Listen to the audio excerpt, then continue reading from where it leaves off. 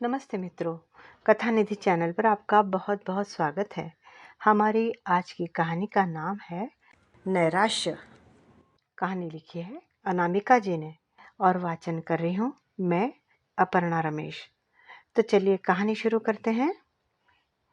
कुसुम जीजी ने जैसे ही बताया कि मेघा छत पर रेलिंग पकड़े खड़ी है तो घर में हलचल सी मच गई। अरे वह छत पर कैसे चली गई? उसे तीसरे माले पर जाने किसने दिया? रेखा घबरा उठी थी। उसे बच्चा होने वाला है, ऐसी हालत में उसे छत पर नहीं जाना चाहिए। मनोज चाय का कप छोड़कर तुरंत ही सीढ़ियों की तरफ दौड़ा और मेघा को सहारा देकर नीचे ले आया। फिर उसका हाथ पकड़कर कमरे में ले जाकर उसे लिटा दिया। मेघा अभी भी पता नहीं कहाँ खोई थी, जाने किस सोच में डूबी हुई थी। मेघा का जीवन एक सपना जैसा ही बना हुआ था। खाना बनाती तो पराठा तवे पर जलता रहता, सब्जी छौंकती तो उसे ढकना भूल जाती, कपड़े प्रेस करती तो एक हाथ तो जला ही देती। मेघा जब बहू के रूप में घर में आई थी तो परिवार और बाहर के लोग उसकी खूबसूरती देखकर मुग्ध हो उठे थे। उसके गोरे चेहरे पर जो लावण्य था, उसे देखकर देखने वाले की नजरें उसके चेहरे से हटती न थी। कोई उसकी नासिका को देखता तो कोई उसका लंबा सुंदर कद, कोई उसकी सुडौल काया को देखता। सांवला साधारण शक्ल सूरत का मनोज मेघा के सामने बौना ही नजर आता। रेखा गर्व से कहती, वर्षों खोजने पर यह हूर की परी मिल पाई है। दहेज न मिला तो न सही, पर बहू तो ऐसी मिली है जिसके आगे इंद्र की अप्सरा भी फीकी लगने लगे। धीरे धीरे घर के लोगों के सामने मेघा के जीवन का दूसरा पहलू भी उजागर होने लगा। वह न किसी से बोलती, न ज्यादा हंसती, न उसमें कहीं जाने का उत्साह दिखता और न ही किसी प्रकार की कोई इच्छा या अनिच्छा ही। बहू, तुमने आज स्नान क्यों नहीं किया? कपड़े उल्टे पहन लिए, बिस्तर की चादर की सलवटें भी ठीक नहीं की, जूठे गिलास मेज पर ही पड़े हैं। रेखा को टोकना पड़ता। फिर मेघा की उल्टी सीधी विचित्र हरकतें देखकर घर के सभी लोग उसे टोकने लगे थे। पर मेघा न जाने कहाँ खोई रहती, न सुनती, न समझती, न किसी के टोकने का बुरा ही मानती। एक दिन मेघा ने प्रेस करते समय मनोज की नई शर्ट जला डाली। यह देखकर मनोज क्रोध से भड़क उठा। माँ, ये पगली तुम कहाँ से उठा लाई हो और मेरे गले में बांध दी है? इसे न कुछ समझ है, न कोई शऊर, न ही कुछ करना आता है। उस दिन सभी ने मेघा को खूब डांटा, पर वह थी कि पत्थर की पत्थर बनी रही। ये देखकर रेखा दुखी होकर बोली, मेघा, तुम कुछ बोलती क्यों नहीं? घर का काम करना नहीं आता तो सीखने का प्रयास करो। कुसुम से पूछो, मुझसे पूछो, पर जब तुम बोलोगी ही नहीं तो हम तुम्हें कैसे समझा पाएंगे? एक दिन मेघा ने अपनी साड़ी की आंचल में आग लगा ली। घर के लोग उसके रसोई में जाने से भी अब डरने लगे। मेघा, आग कैसे लगी थी? माँ जी, मैं आंचल से पकड़कर कढ़ाई उतार रही थी। अरे, कढ़ाई उतारने के लिए वहां नैपकिन रखे हुए हैं, उनका इस्तेमाल क्यों नहीं किया था? रेखा क्रोध से भर उठी थी। जानती हो तुम कितनी बड़ी गलती कर रही थी? इसका दुष्परिणाम सोचा है क्या?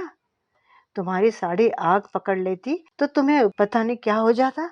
सोचते सोचते भी वे घबरा गई और तुम्हारी इस गलती की सजा हम सबको भोगनी पड़ती। मनोज मेघा को मनोचिकित्सक को दिखाने ले गया। तब पता चला कि मेघा डिप्रेशन की शिकार थी।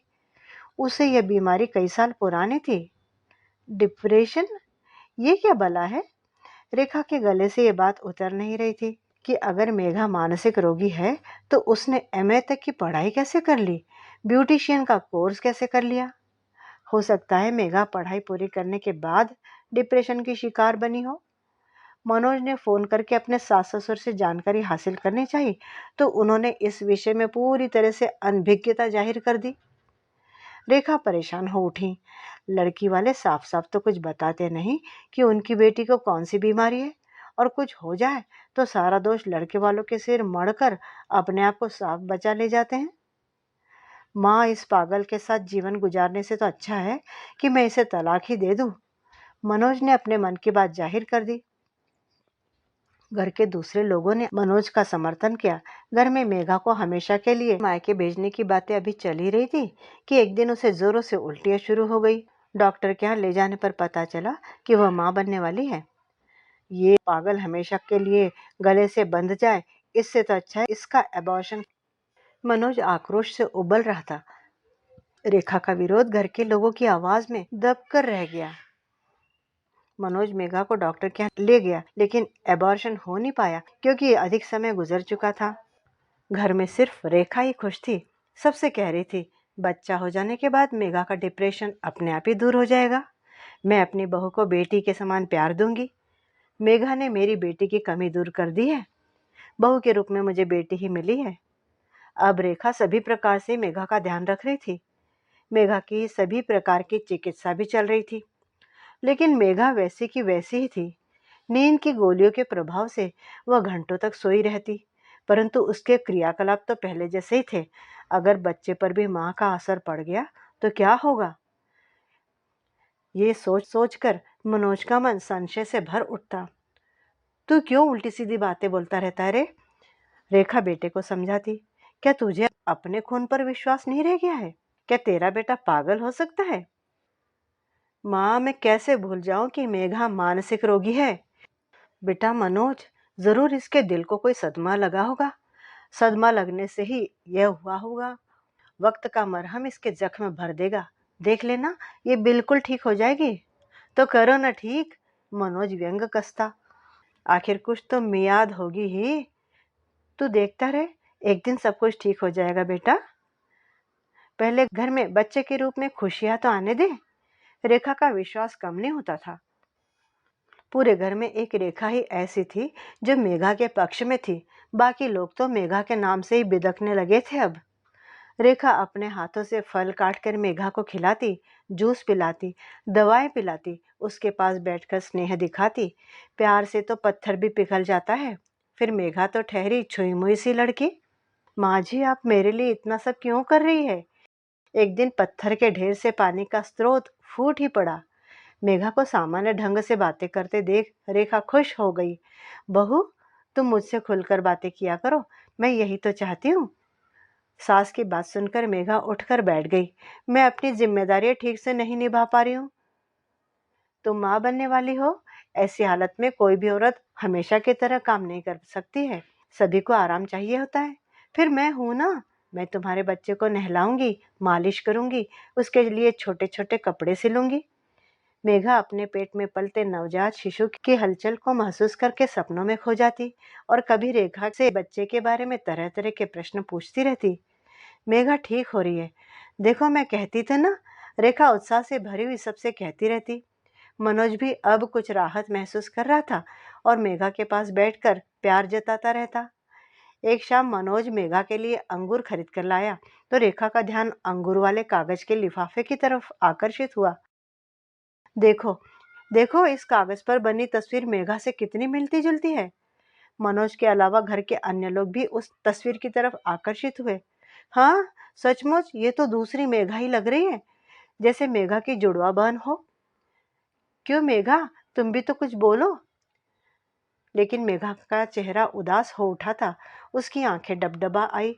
हाँ, ये मेरी ही तस्वीर है। तुम्हारी? घर के सब लोग आश्चर्य से भर उठे थे। हाँ, मैंने कुछ समय मॉडलिंग की थी। पैसा और शौक पूरा करने के लिए ये काम मुझे बुरा नहीं लगा था।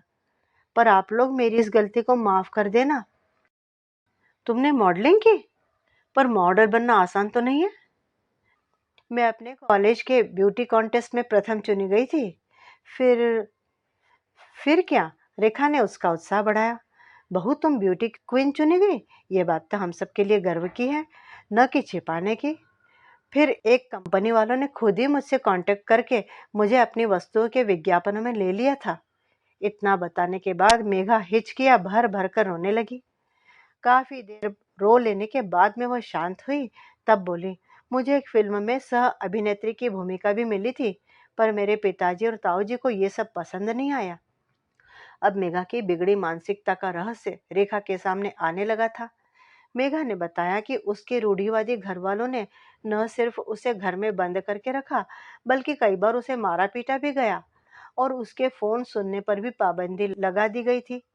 रेखा के मन में मेघा के प्रति वात्सल्य उमड़ पड़ा था। मेघा के मॉडलिंग की बात खुल जाने से उसके मन का बोझ हल्का हो गया था। वह बोली, माँ जी, मुझे डर था कि आप लोग ये सब कुछ जानकर मुझे गलत समझने लगेंगे। ऐसा क्यों सोचा तुमने?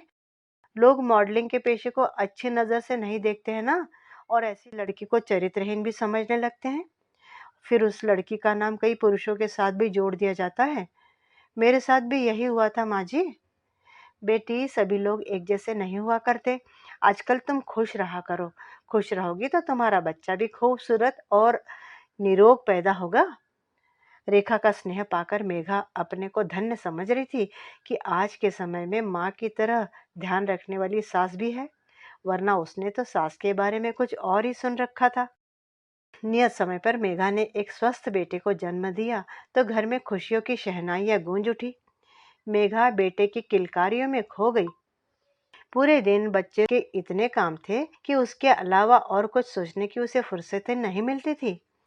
एक दिन रेखा की इस बात ने घर में विस्फोट जैसा वातावरण बना दिया कि मेघा धारावाहिक में काम करेगी।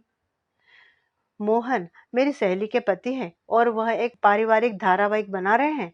उन्होंने मेघा को कई बार देखा भी है और मेरे सामने प्रस्ताव रखा है कि आदर्श बहू की भूमिका वह मेघा को देना चाहते हैं।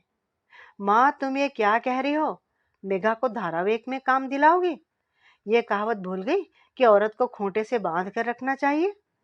एक बार औरत के कदम घर से बाहर निकल जाए तो घर में लौटना कठिन होता है।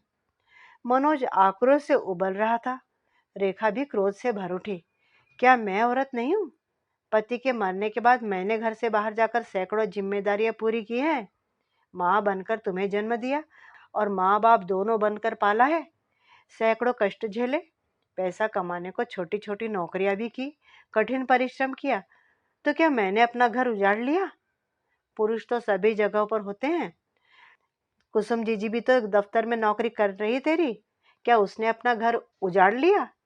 फिर मेघा के बारे में ऐसा क्यों सोचा जा रहा है? अगर मेघा को तुम्हें खूंटे से ही बांधना है तो पहले मुझे बांधो, कुसुम दीदी को बांधो। मेघा का यही दोष है ना कि वह सामान्य से कुछ अधिक ही खूबसूरत है। पर यह उसका दोष नहीं है। अरे, कोई खूबसूरत चीज है तो लोगों की नजरें उस तरफ उठेंगी ही। रेखा के तर्कों के आगे घर के सभी लोगों की जुबान पर ताले लग गए थे। मेघा रेखा की गोद में मुंह छिपाकर रो रही थी। फिर अपने आंसुओं को पोंछकर बोली, माँ, तुम सचमुच ही मेरे लिए मेरा आदर्श ही नहीं बल्कि मेरी सच्ची माँ भी हो। एक दिन जब मेघा का धारावाहिक टेलीविजन पर प्रसारित हुआ तो उसके अभिनय की सभी ने तारीफ की और चारों ओर से उसे बधाइयां मिलने लगी। मेघा बोली, बधाई की पात्र तो मेरी सास है। उन्होंने मुझे डिप्रेशन से मुक्ति दिलाई है और एक नए सम्मान से भरा जीवन दिया। रेखा बहू की बात सुनकर मुस्कुराकर रह जाती। बहू हो या बेटी, दोनों एक ही है। दोनों के प्रति अपने फर्ज एक ही प्रकार से निभाना चाहिए। तो मित्रों, अभी आप सुन रहे थे कहानी नैराश्य। आपको कहानी कैसी लगी? कहानी अच्छी लगी हो तो एक लाइक जरूर कीजिएगा। मेघा के मायके वालों ने उसकी डिप्रेशन की बीमारी छुपाकर तो गलती की ही थी, लेकिन रेखा जी ने अपनी बहू को बहुत अच्छी तरह से संभाल लिया। लेकिन मनोज उसके प्रति आक्रोश प्रकट करता रहता था। क्या इसमें मनोज का दोष है? कमेंट बॉक्स में ज़रूर बताइएगा। और चैनल पर नए हो तो चैनल को सब्सक्राइब ज़रूर कर लीजिए। कहानी सुनने के लिए बहुत बहुत धन्यवाद। आपका दिन शुभ हो।